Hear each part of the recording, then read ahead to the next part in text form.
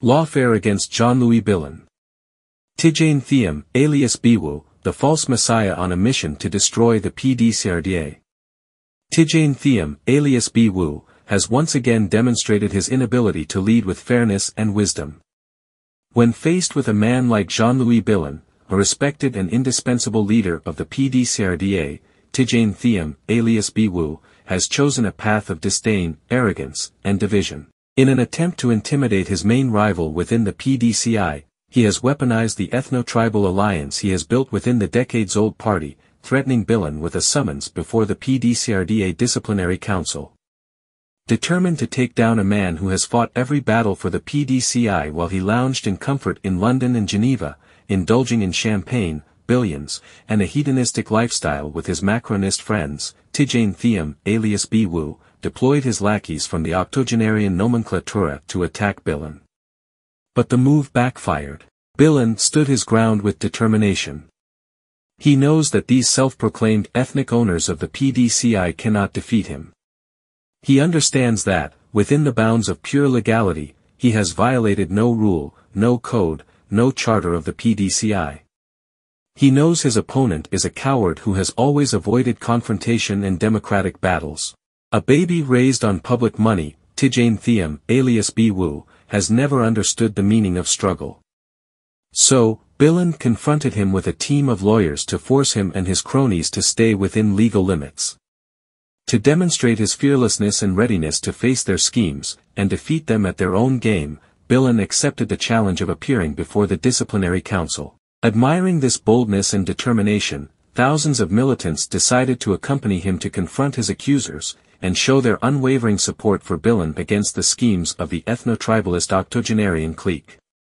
By the thousands, they rallied behind their true leader to face Mr. Biwu, and his accomplices. Frightened by the resolve of Jean-Louis Billon and his supporters, Mr. Biwu ordered the Disciplinary Council to indefinitely postpone its session. He asked me, "But do you speak French?" I said yes, I'm worse. I'm even French. You were involved in politics in Côte d'Ivoire. Do you want to do it again, in Côte d'Ivoire or elsewhere? No, I was cured by a military regime. It's a very effective remedy. I think that once you've gone through a coup d'état in 1999, it moderates your enthusiasm. What a disgrace for someone who boasts of being the savior of a party he abandoned during the darkest moments of Ivorian history. Instead of promoting dialogue, Mr. Biwu employs dictatorial methods to silence dissenting voices. Jean-Louis Billon, a man whose commitment and loyalty to the PDCI are beyond question, is being dragged before a disciplinary council for absurd reasons orchestrated by a power-hungry apprentice tyrant. This decision is not only unjust but also reveals Tidjane Thiam's clear strategy. To divide the party to consolidate his contested authority. A leader incapable of uniting does not deserve to claim the presidency of a great party, let alone that of a country. What can be expected from a man who fled Côte d'Ivoire during its most unbearable moments? Mr. Biwu, who now parades himself as a so-called messiah, was nowhere to be found when Ivorians fought for survival amid political and economic crises. He returns today with an air of grandeur, but Ivorians are not fooled. They remember his absence, worse, his indifference to their suffering. For him, Ivorians only matter when it comes to ruling over them. He has no real connection with them, no emotional ties, no intimate friendships. His understanding of Côte d'Ivoire is limited to the entourage of opportunists he drags along at every appearance, dictating his every move. To lead the party, there's no problem as long as he brings something new to the party. Okay. But to be a candidate, that's another story. I repeat, Tidjane, for whom I have a lot of respect, left in 2000. He's returning to Côte d'Ivoire in 2023. In 2022, he makes a visit and leaves again. Then he comes back in 2023. 23 years. When he left Côte d'Ivoire, there were 18 million inhabitants. There will be 30 in a few months. It's not the same Côte d'Ivoire. When he left, Yopougon had 700,000 inhabitants. There are 2 million today. He didn't educate any children in Côte d'Ivoire. He can't talk to Ivorians about national education. He didn't get medical treatment in Côte d'Ivoire. It will be difficult for him to talk about health in Côte d'Ivoire. He's not a taxpayer in Côte d'Ivoire. For someone like me, talking to me about taxation and the economy would be difficult. I can go on and on. What is Côte d'Ivoire? It's hearts that beat as one, experiences, joys, and sorrows. He didn't know Laurent Gbagbo as President of the Republic. The 10 years of the FPI's refoundation in power are unknown to him. For someone of our generation who hasn't experienced entire chapters of Ivorian life, it's difficult. And I think that out of decency, he shouldn't even be a candidate. I say this in all honesty.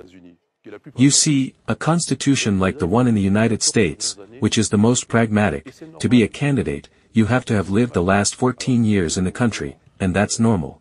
That's normal. So when we had our joys, like knowing Côte d'Ivoire's first qualification for the World Cup, he wasn't there. Seeing the country split in two with the whole Ivorian crisis, with all that entails, when we talk about national reconciliation and all these issues, he will be excluded. Let's be serious.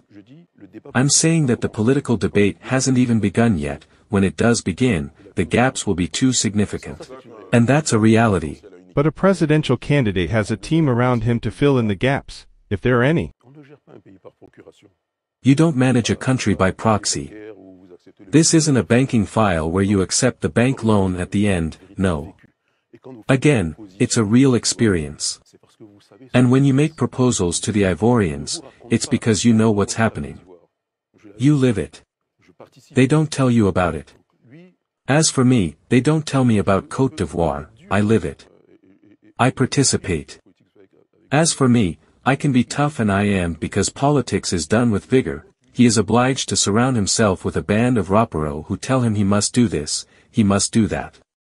No, it doesn't work like that.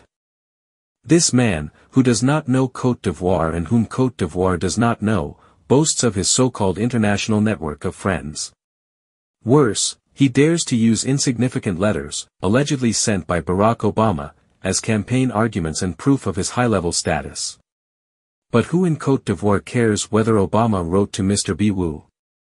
This kind of bravado only highlights his complete disconnection from Ivorian realities. Mr. Biwu is nothing more than a servant of foreign powers. A French citizen by nationality, he seems far more concerned with pleasing Paris than defending the interests of Côte d'Ivoire.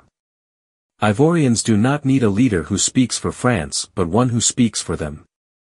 His role in destabilizing the PDCI can no longer be ignored. By attacking figures like Jean-Louis Billon, Mr. Biwu is signing the death warrant of the party, leaving behind nothing but ruins. Despite these attacks, Jean-Louis Billon remains a figure of courage and integrity. Unlike Tidjane Thiam, alias Biwu, he has never abandoned his post or his people. In these times of division, the PDCI must rally behind men like him, men who have always stood firm during difficult times, and who do not back down in the face of tyranny. Mr. Biwu is not the Messiah he claims to be. He is the undertaker of a historic party, a man who prioritizes his personal and foreign interests over the unity and survival of the PDCI. Ivorians deserve better than a man so disconnected from their realities. Faced with this charade, the PDCI must urgently turn the page on Tidjane Thiam, alias Biwu, and unite around true leaders, like Jean-Louis Billon, to preserve the party's legacy and offer Côte d'Ivoire a brighter future. You were asked to become CFO of the Prudential Insurance Group. Today, you're its CEO. I imagine it must not have been easy in Great Britain either, or perhaps it was ultimately easy. There are always difficulties, but as the chairman of a large British company once told me, your problem in the city, contrary to what you think, isn't that you're black, but that you're French. I took it as good news because it meant it wasn't a question of color or race. It was more a question of cultural difference and a different approach to how things are presented. Chris Yapi does not lie. Find Chris Yapi on his 2 YouTube channels, his Rumble channel, his TikTok, X, Instagram, VK and Threads accounts.